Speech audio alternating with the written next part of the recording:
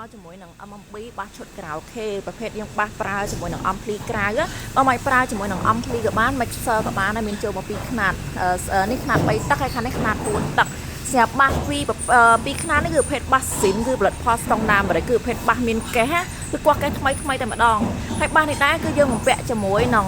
មេដែកធំតែម្ដងគឺមេដែក190សាប់មេដែក190ក៏75ហើយប្រភេទអីគឺប្រភេទមេដែកធំដល់ទៅ120សំឡេងមិនធានាថាបងពេញចិត្តខ្លាំងតែម្ដងប្រភេទបាសឈើហាត់តាន់ក្រាស់ល្អមែនតើទឹកថ្នាំគ្រើមចេះបងគ្រើមម្លងស្អាតមែនតើ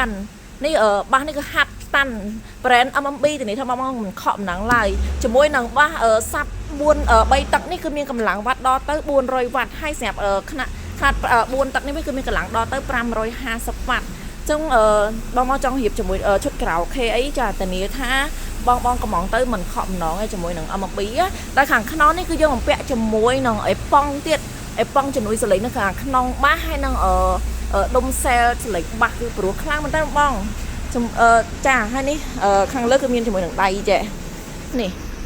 រូបរាងខាងក្រោយចឹងសម្រាប់បងនៅភ្នំពេញអាចធ្វើតេស្តសលេងនៅទីតាំងហាងតលទីតាំងហាងគឺនៅលើផ្លូវហាណូយតំបន់ធនីគារជាតិអតិជននៅតាមខេត្តសូមទុកលេខទូរស័ព្ទនិងទីតាំងចូល page សូមអរគុណ